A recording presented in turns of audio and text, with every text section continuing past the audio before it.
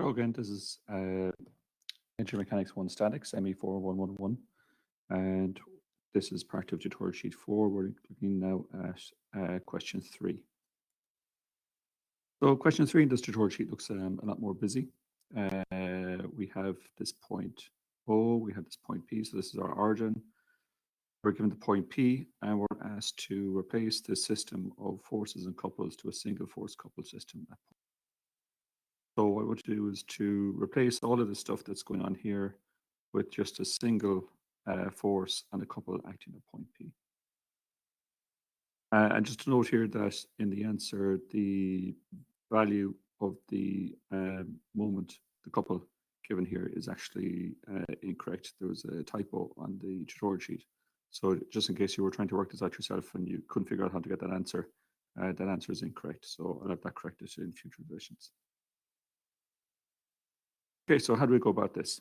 Again, we do a very procedural approach. There's 2 steps. The first is to look at the translational effects, and that accounts for only the forces.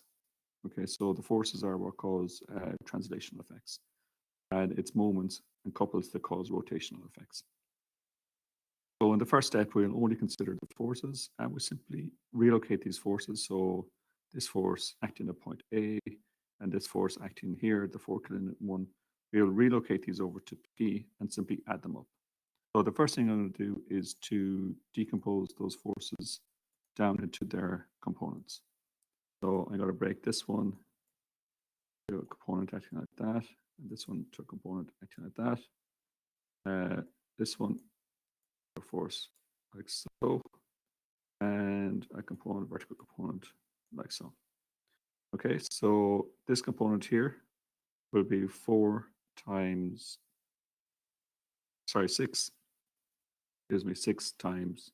5 over 13. So I was getting distracted by the 4 there on the distance. The vertical component is 6 times 12 over 13, so it's the sine of that angle. And similar for this one, we've got 4 cosine 60 for this as the magnitude, and 4 sine 60 for the vertical component, and this will be minus, and this will be minus because of directions. This will be plus, and this will be plus here because of the directions. Okay, so when we work through that, we can see that what we get is these values here added up.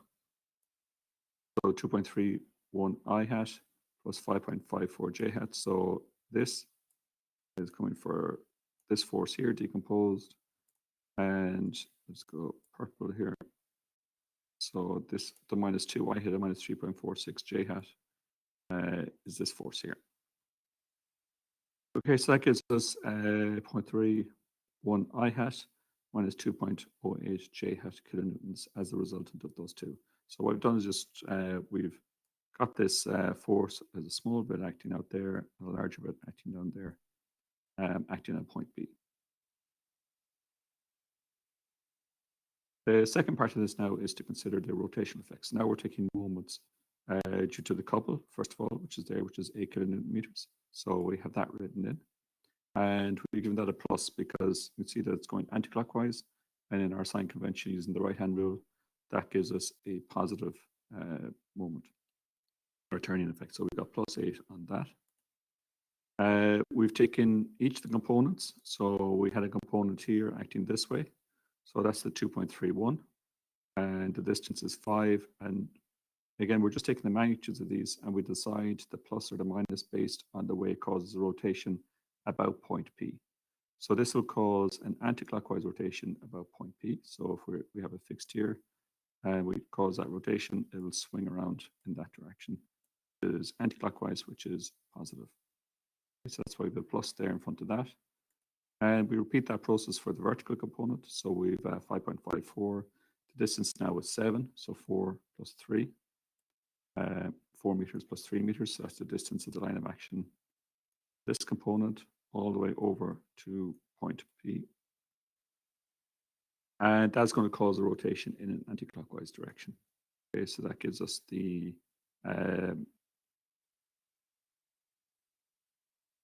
minus sign on that. Okay. Then we have, I'll just clear that because it's kind of a bit messy. we have the other components.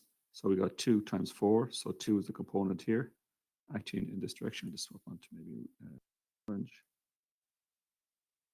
Okay, so 2 is the magnitude of this component. 4 is the distance, which is here.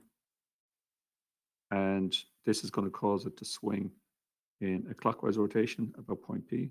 So that's why we get the minus sign on that there. And we repeat the same process for the other components. So it's 3.46 times 3. And as an anti-clockwise rotation, that gives us plus. We simply add all those up and we get minus 16.9 kilonewtons, or minus 17 kilonewtons. So what that means is that it swings in a clockwise direction about point P. So what we've done is we've replaced all those forces with a single force acting at point P with a clockwise rotation acting. Okay, and the components of that force are given by 0.31 I hat minus 2.08 J hat, and we have the minus 17 kilonewtons acting on it. Okay, in the answer, the magnitude of the force is given and the angle, but it's fine to leave it in the I hat and J hat.